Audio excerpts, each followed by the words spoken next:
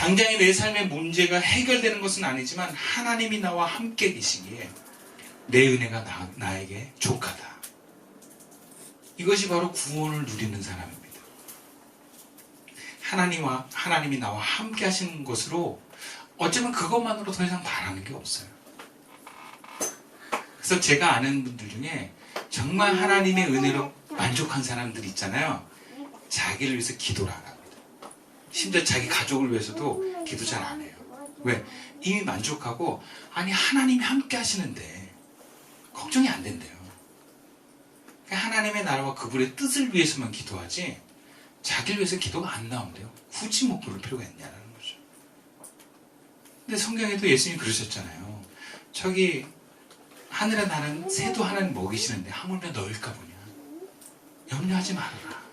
그래서 뭐라고 합니까? 너희는 먼저 그의 나라와 그 일을 구하라. 그러고 보면 우리는 예수님을 하나님으로 믿는다 그래도 정말 그렇게 믿는지 아닐 때가 많아요. 예수님을 하나님으로 믿으면 하나님과 함께하는 것을 열망합니다. 그러면 오늘 내가 함께하고 있지 못하고 하나님과 멀어져 있다면 그것을 좁히려고 하고 바꾸려고 하는 열망이 생겨납니다. 고치려고 하는 열망이 생겨납니다. 그러니까 우리가 연애를 하면 그렇잖아요. 누구를 너무너무 사랑하면 어떻게 하면 얘와 가까워질 수 있을까를 고민하지 않습니까? 연애 못하는 사람들의 특징이 뭐냐면 열망하는데 행동하지 않는 사람이에요. 그리고 우리가 하나님께 질척거리지 않는다니까요. 왜? 하나님 사랑하지 않아요. 하나님과 가까워지려고 하는 몸부림이 없어요. 어떻게 그럴 수가 있어요. 사랑하는데. 사랑하면 어떻게 하면 이 사람과 가까워질까? 어떻게 하면 이 사람을 좀 더 내가 도와주고 만족시킬까? 그러면서 아이디어가 막 생겨나지 않습니까? 우리들의 행동과 아이디어, 노력들이 막 나오지 않습니까? 어떻게 하나님을 사랑하고 그분을 가까워지려고 하는데 우리가 어떻게 가만히 있을 수 있습니까? 말도 안 되는 거예요. 그리고 문제가 있다면 반드시 그걸 해결하려고 합니다. 예수님께서 왜 치유사역을 하셨겠습니까? 예수가 그리스도임을 가르치고 전파하기만 해도 원래 예수가 그리스도임을 믿는 사람들이 많았어요. 근데 삶에 문제가 있고 병들고 귀신에게 사로잡혀 있는 사람들은 그 문제가 해결되고 치유가 되고 귀신이 떠나야만 말씀이 들어갑니다. 그러니까 그거 해결해 주시는 거예요. 귀신을 쫓아내고 병든 거 해결해 주고 문제를 해결해 주는 거예요. 왜? 말씀 듣고 내가 그리스도임을 받아들이라는 것입니다. 그래서 여러분 우리가 하나님 앞에 기도하는 거 하나님 웬만하면 다 들어주세요. 하나님과 나 사이에 가까워지려고 했을 때 문제가 되는 건 들어주십니다. 그러면서 내가 하나님이 하는 걸 알려주세요. 근데 그 다음이 중요합니다. 그 다음 우리는 정말 하나님을 하나님으로 믿고 가느냐.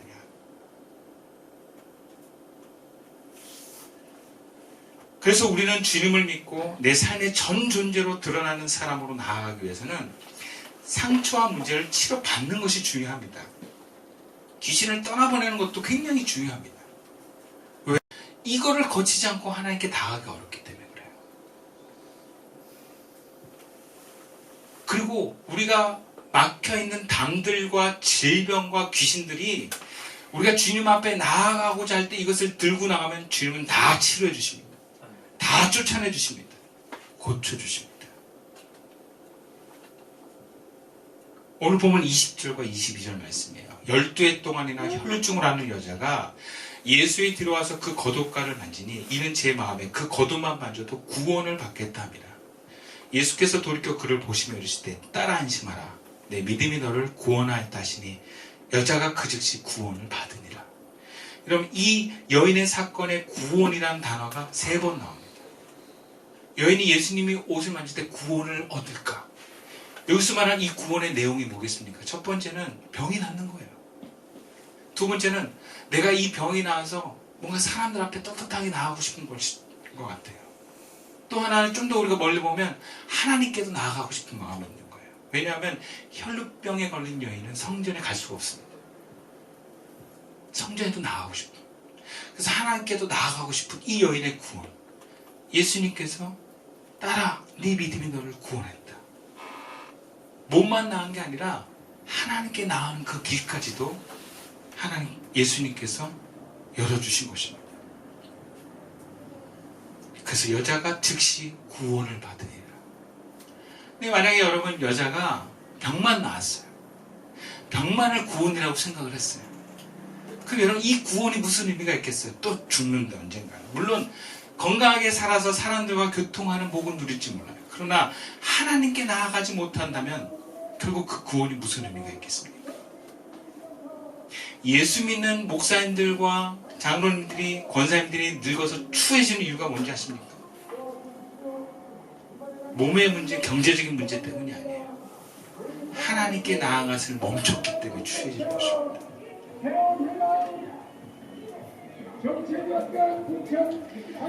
그리고 혈루증으로 고통받는 여인은 자그마치 12년을 하혈로 고통당했습니다. 다른 복음서를 보면 아무리 애를 쓰고 많은 돈을 들여도 다 돈만 허비하고 고침을 받았지 못했다고 얘기를 합니다.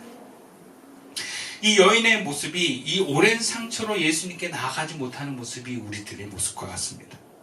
여러분, 상처는 죄를 불러옵니다. 귀신은 상처를 통해서 들어와 나에게 영향을 미칩니다. 그래서 상처는 치료되어야 합니다. 그런데 계속해서 상처와 죄로 연약함으로 고통당하는데 고쳐지지 않는 것들이 있어요.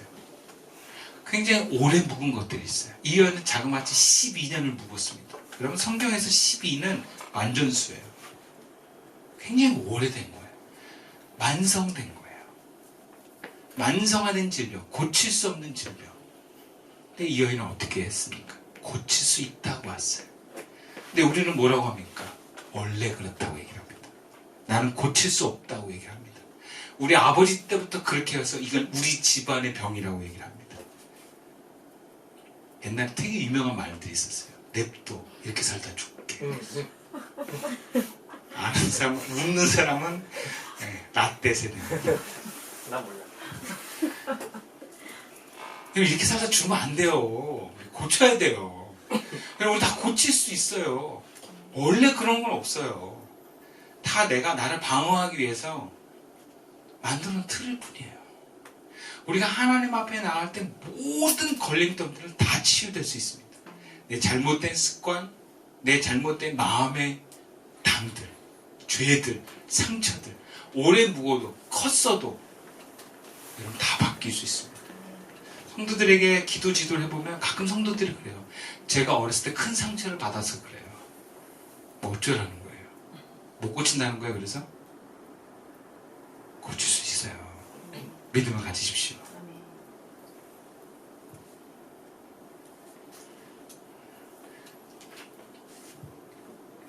우리는 이 믿음을 가져야 됩니다. 내가 이 믿음이 없으면 말씀에서 가져오면 됩니다. 원래 그런 것은 없습니다. 12년 동안 고칠 수 없었던 이 병, 유대 사회에서 부정한 여인으로 치부되어 결혼도 정상적인 가정생활도 할 수 없었던 이 여인이 이 작은 믿음을 행동에 옮겨내므로 인해서 구원을 받았습니다. 우리도 이 믿음을 가집시다. 우리는 다 바뀔 수 있어요. 내가 할 수 있는 이 움직임에 나아가면 우리는 변화됩니다. 남들과 같지 않아도 내 나름대로의 최선이 있어요. 주님이 나를 향해 요청하시는 것들이 있어요. 그에 응답하면 됩니다. 근데 이것도 안 되는 사람이 있어요. 될 것 같다가도 막상 그 은혜의 자리에 나가지 못하는 사람이 있습니다. 몸이 움직이지 않아요. 감정이 내 뜻대로 안 돼요. 오늘 본문 33절과 34절에 이런 일이 일어납니다. 귀신이 쫓겨가고 말 못하는 사람이 많아그를 무리가 놀랍게 여겨 이르되 이스라엘 가운데서 이런 일을 본 적이 없다 하되 바리새인들은 이르되 그가 귀신의 왕을 의지하여 귀신을 쫓아낸다 하더라. 여러분, 예수님의 기적과 구원의 역사를 알아도요, 내가 잘 모르면 못 고칩니다. 구체적으로 나에게 일어난 잘못된 문제를 잘못 해석하면 여러분 여기서 우리가 변화되는데 걸림돌이 됩니다. 여러분, 그 자리에 있던 바리새인들이 분명 귀신 들려서 말 못하는 사람이 귀신이 떠나가는 걸 봤어요. 그 말하는 거 봤어요. 많은 사람들이 이런 능력을 행하신 예수님에 대해서 놀랍게 여겼을 때 그 놀라게 했던 그 모습을 다르게 해석한 사람들이 있어요. 바로 바리새인들이에요. 그들은 예수님이 하나님의 능력을 받아서 메시아로부터 귀신을 쫓아내는 것이 아니라 귀신의 왕을 의지해서 귀신을 쫓아냈다고 해석을 합니다. 한마디로 예수님은 메시아가 아니라 용한 무당이래요. 좀 큰 귀신을 부릴 수 있는 무당. 예수님 그런 분이 아닌데 예수님을 메시아로 믿지 않으려니까 그런 해석을 만들어내는 거예요. 예수님 인정하기 싫은 거예요. 왜냐하면 그러면 예수님을 받아들여야 되거든요. 그러고 보면 우리는 우리 삶에 일어나는 문제를 잘못 해석하는 경우가 굉장히 많습니다. 특히 내가 변화되기를 싫어하는 사람은 해석을 다르게 해버려요. 네가 문제다. 환경이 문제다. 자꾸 원인을 다른 데서 찾아요. 여러분들 원인을 다른 데서 찾으면 해결 안 됩니다. 우리 삶에 일어나는 문제에 대해서 우리가 너무 잘못 해석한 경우가 많아요. 내가 특히 변화되기 싫은 사람, 내 안에 약점을 직면하기 싫은 사람들은 무조건 다른 사람의 문제고 환경의 문제로 돌려봅니다. 내 자신의 문제가 분명히 있는데 이 문제를 엉뚱한 데서 찾습니다. 내가 지금 하나님과 생명이 막힌 이유를 내가 바빠서 그래요. 정신이 없는 건 이 바쁜 환경이 나를 이렇게 만들었어. 혹은 내가 몸이 안 좋아서 그래. 우리 자녀들이 나를 귀찮게 해서 그래. 이유를 다른 데서 찾아요. 되게 변화를 거부하는 성도들은 리더나 목사가 정확하게 문제를 찝어줘도 그걸 받아들이지 않습니다. 왜냐하면 그 직면하는 게 너무 싫어서 그래요. 아주 본능처럼 변화하기를 거부해요. 오늘 본문에서 바리새인들은 예수님이 귀신을 쫓아내는 분으로 인정을 해야 되면 예수님을 받아들여야 됩니다. 메시아로 받아들여야 됩니다. 바리새인들은 도저히 받아들이기가 싫은 거예요. 그러면 여러분 여러 가지 다른 생각들이 옵니다. 우리가 주님이 우리에게 원하시는 변화를 거부하잖아. 그럼 우리 안에 다른 생각들이 많이 옵니다. 그를 핑계대고 방어할 만한 여러 가지 아이디어들이 막 생각이 나요. 너 때문인 것 같고 환경 때문인 것 같고 심지어는 자녀들 때문인 것 같고 우리 자신의 문제를 정확하게 직면하지 못하면 여러분 우리에게 구원은 멀어집니다. 하나님과의 간격이 좁아지질 않아요.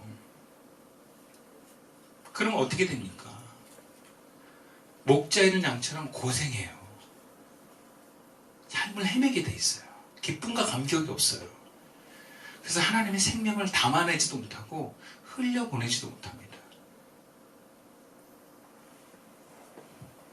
그래서 우리는 문제가 생겼을 때 그것을 가지고 예수님께 나아가야 되는데 그 문제가 계속 해결이 안 되면 찾아야 돼요.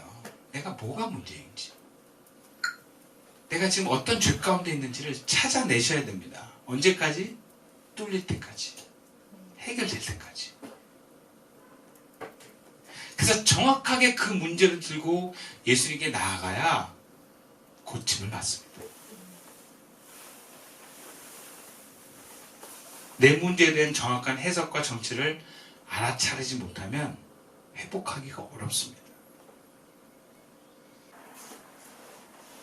그래서 우리는 자꾸 어떤 분노나 상처나 경험들을 그냥 직면하지 않고 무의식으로 자꾸 집어넣으려고 합니다. 여러분 무의식은 끝난 게 아니라 알게 모르게 우리 몸과 삶에 영향을 미칩니다. 뭔가 화가 나기도 하고 감정에 영향을 미치고 결정적인 행동을 선택할 때 영향을 미쳐요. 여러분 그것을 놓치지 말아야 돼요. 그래서 내 지금 삶에 하나님하고 뭔가 막힌 게 있잖아요. 그럼 그 원인을 정확하게 딱 집어내셔가지고 하나님 앞에 들고 가셔야 돼요. 그러면서 막힌 담을 허물어 가면서 하나님과 가까워지셔야 됩니다. 그래야 우리 삶이 더 풍성해집니다. 목자는 양같이 기진하고 고생하는 인생이 아니라 예수님과 더불어서 풍성한 열매 맺는 인생이 될 줄로 믿습니다. 말씀을 마칠게요.